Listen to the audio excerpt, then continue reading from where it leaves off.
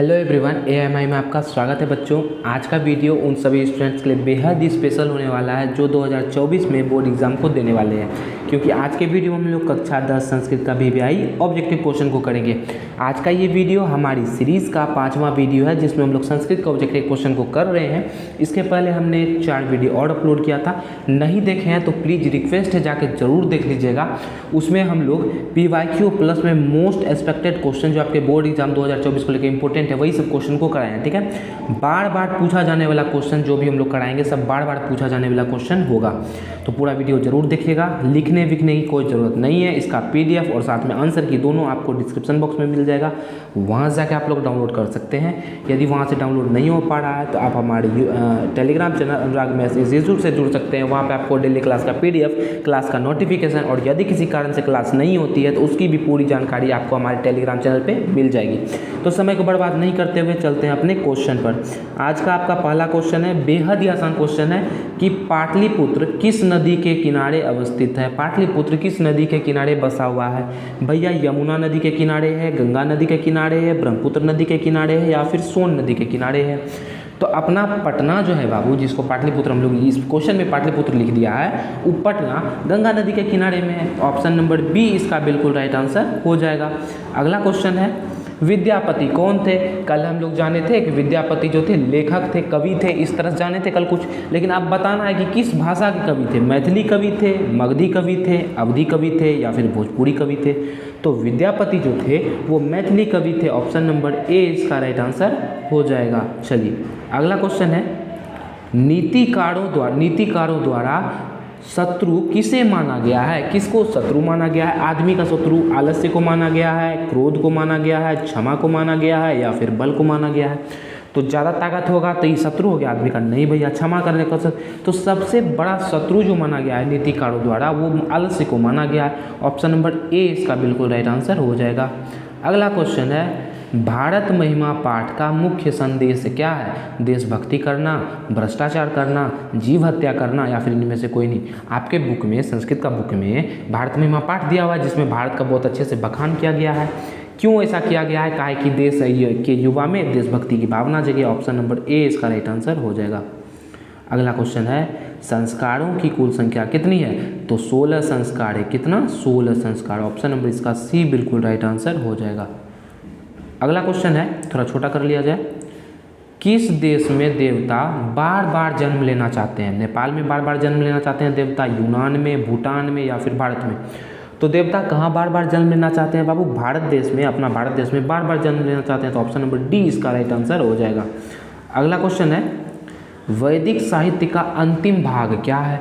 उपनिषद है, संहिता है, अरण्यक है या फिर ब्राह्मण है? तो वैदिक साहित्य का लास्ट पार्ट जो है वो है उपनिषद। क्या है? उपनिषद। तो ऑप्शन नंबर ए बिल्कुल सही जवाब हो जाएगा। अगला क्वेश्चन है और बेहद ही आसान क्वेश्चन है, पहले चैप्टर से क्वेश्चन है, अणु से भी छोटा क्या है? अनोर्न्यान याद है कुछ? पहला चैप्टर में था महतोमयान, मतलब अणु से भी सूक्ष्म और विशाल से विशाल कौन है? आत्मा है, परमात्मा है, पर्वत है या फिर हाथी है? तो अणु से भी छोटा हाथी, पर्वत, हाथी पर्वत का कोई जिक्र नहीं है, परमात्मा है, आत्मा, तो अणु से भी छोटा आत्मा है। ऑप्शन नंबर ए इसका राइट आंसर हो जाएगा। अगला क्वेश्चन है, नरक के कितने द्वार हैं? 3, 4, 5, 6 के द्वार है नरक का? तो नरक के 3 द्वार हैं। ऑप्शन नंबर इसका ए बिल्कुल सही जवाब हो जाएगा। अगला क्वेश्चन है, कर्मवीर कथा का नायक कौन है?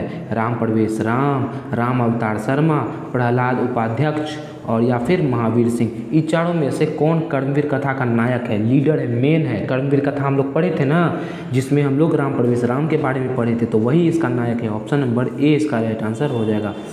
अगला क्वेश्चन है, स्वामी दयानंद के द्वारा आर्य समाज की स्थापना कब हुई थी? 1975 में, 1875 में, 1799 में या 1885 में?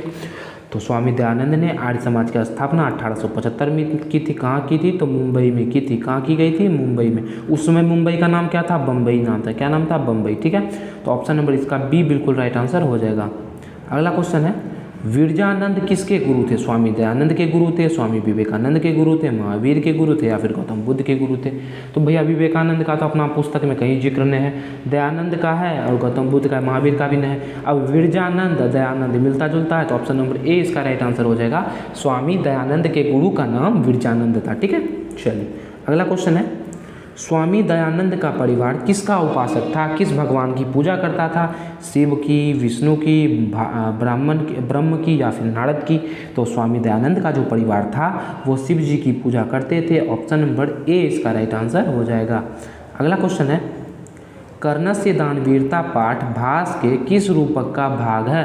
भास का रूपक एक है कर्ण भाड़म, और यही इसका राइट आंसर हो जाएगा। कर्णस्य दानवीरता कर्ण भाड़म का भाग है। ऑप्शन नंबर ए इसका राइट आंसर हो जाएगा। अगला क्वेश्चन है, राष्ट्रों के बीच द्वेष का कारण क्या है। क्या कारण है कि एक राष्ट्र दूसरे राष्ट्र को देख करके जलता है। सीधा सीधा क्वेश्चन है।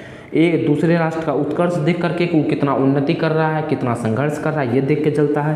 परोपकार देख के जलता है, जाति या भाषा। तो भैया एक राष्ट्र दूसरे राष्ट्र का उत्कर्ष देख करके जलता है। तो ऑप्शन नंबर ए इसका बिल्कुल राइट आंसर हो जाएगा। अगला क्वेश्चन है, वराहमिहिर द्वारा रचित कौन सा ग्रंथ है। आचार संहिता, विचार संहिता, बृहद संहिता, मंत्र संहिता। तो वराहमिहिर द्वारा रचित जो है बृहद संहिता ग्रंथ का नाम है। ऑप्शन नंबर सी इसका सही जवाब हो जाएगा। अगला क्वेश्चन है, स्वामी दयानंद ने किस नगर में आर्य समाज की स्थापना की थी। तो हमने आपको बताया कि आर्य समाज की स्थापना 1875 में कहाँ की गई थी, तो मुंबई में की गई थी। ऑप्शन नंबर बी इसका सही जवाब हो जाएगा। अगला क्वेश्चन है, आलस कथा पाठ के रचयिता कौन है। आलस कथा पाठ को किसने लिखा है। कालिदास ने लिखा है, विद्यापति ने लिखा है, विष्णु शर्मा ने लिखा है या फिर नारायण पंडित ने लिखा है। तो आलस कथा पाठ को जो है विद्यापति ने लिखा है। ऑप्शन नंबर बी इसका बिल्कुल सही जवाब हो जाएगा। अगला क्वेश्चन है, भारत महिमा पाठ का प्रथम श्लोक किस पुराण से संकलित है। भारत महिमा पाठ का जो पहला श्लोक है वो किस पुराण से लिया गया है। विष्णु पुराण से लिया गया है, भागवत पुराण से लिया गया है, वायु पुराण से लिया गया है या फिर इनमें से कोई नहीं। तो भारत महिमा पाठ का जो पहला श्लोक है वो आपका विष्णु पुराण से लिया गया है। ऑप्शन नंबर ए बिल्कुल सही जवाब हो जाएगा। यदि बात करता दूसरा श्लोक का, तो हम आपको कल ही बता चुके हैं कि भागवत पुराण से लिया गया है। दूसरा श्लोक भागवत पुराण से और पहला श्लोक विष्णु पुराण से लिया गया है। अगला क्वेश्चन है, जन्म से पूर्व कितने संस्कार होते हैं। मतलब जब बच्चे का जन्म नहीं हुआ होता है तो उससे पहले कितना संस्कार होता है। बताइए, जन्म से पहले भी संस्कार होता है, बच्चों को नहीं पता होता है कि संस्कार है 6, 1, 5, 3, कितना संस्कार। तो 3 संस्कार होते हैं जन्म से पहले। ऑप्शन नंबर डी बिल्कुल राइट आंसर हो जाएगा। अगला क्वेश्चन है, भारतीय संस्कृति का अद्वितीय विशेषता क्या है। संस्कार, धर्म, संप्रदाय, जाति। तो संस्कार आप लोग याद रख लेंगे बाबू, ऐसा क्वेश्चन। संस्कार जो है भारतीय संस्कृति की अद्वितीय, मतलब अद्वितीय विशेषता समझते हैं, सिर्फ एक ही विशेषता है, ठीक है। अद्वितीय मतलब ये होता है, दूसरा कोई नहीं। अगला क्वेश्चन है, स्वामी दयानंद का जन्म कब हुआ था। 1822 ईस्वी में, 1824 ईस्वी में, 1826 में या फिर 1828 में हुआ था। तो स्वामी दयानंद जी का जन्म 1824 ईस्वी में हुआ था। ऑप्शन नंबर इसका बी बिल्कुल राइट आंसर हो जाएगा। अगला क्वेश्चन है, अंतिम संस्कार शिक्षा संस्कार का क्या नाम है। उपनयनम, समावर्तनम, अक्षरारंभ, वेदारंभ। अंतिम लास्ट का जो शिक्षा संस्कार है उसका नाम क्या है। समावर्तनम नाम है। ऑप्शन नंबर बी बिल्कुल सही जवाब हो जाएगा। अगला क्वेश्चन है, यह संपूर्ण संसार किसके द्वारा अनुशासित है। आत्मा के द्वारा, परमात्मा के द्वारा, साहित्य के द्वारा या फिर इनमें से कोई नहीं। तो पूरा का पूरा संसार जो है ये परमात्मा के द्वारा प्रोग्राम किया गया है। ऑप्शन नंबर बी इसका राइट आंसर हो जाएगा। आज का लास्ट क्वेश्चन है आपका, शास्त्र किसके लिए कर्तव्य और अकर्तव्य का बोध करता है। दानव के लिए, मानव के लिए, छात्र के लिए या फिर पशुओं के लिए। तो दानव के लिए काहे के लिए करेगा भैया, पशु के लिए काहे के लिए करेगा। ये 2 चीज़ तो पहले कर जाता है। अब मुद्दा यहाँ पे फंसता है कि छात्र के लिए करता है कि मानव के लिए करता है। तो शास्त्र जो है छात्र हो या फिर छात्र ना हो, मतलब विकास हो गया हो आदमी का, आदमी बड़ा हो गया हो, कमाने लगा हो, उसका दोनों के लिए शास्त्र कर्तव्य और अकर्तव्य का बोध कराता है। मतलब टोटल मानव जाति के लिए ही शास्त्र कर्तव्य और अकर्तव्य का बोध कराता है। तो ऑप्शन नंबर बी इसका बिल्कुल राइट आंसर हो जाएगा। जब आप लोग पीडीएफ डाउनलोड करेंगे तो उसके नीचे में इस तरह से आपका आंसर की भी दिया होगा। तो रिवाइज करने के लिए हम आंसर की भी डलवा दिए हैं। आंसर भी आप लोग वहाँ से पढ़ते चलेंगे और रिवाइज करते हुए चलेंगे।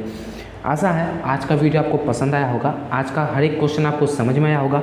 तो वीडियो को लाइक कर देंगे फटाफट से, सभी को लाइक कर देंगे, चैनल को सब्सक्राइब भी कर देंगे ताकि ऐसा वीडियो आप तक डेली देखिए। डेली एक वीडियो अपलोड होता है, ठीक है। तो वीडियो देखते रहिएगा तो आपका ऑब्जेक्टिव में कहीं कोई समस्या बोर्ड एग्जाम में नहीं आएगी। तो इसीलिए चैनल को सब्सक्राइब भी कर लेंगे और कमेंट बॉक्स में कमेंट कर देंगे कि आपका संस्कृत के बाद कौन सा सब्जेक्ट शुरू किया जाए। तो मिलेंगे आपसे अगले वीडियो में संस्कृत के अगले भाग में। तब तक हंसते रहिए, मुस्कुराते रहिए। जय हिंद, जय भारत।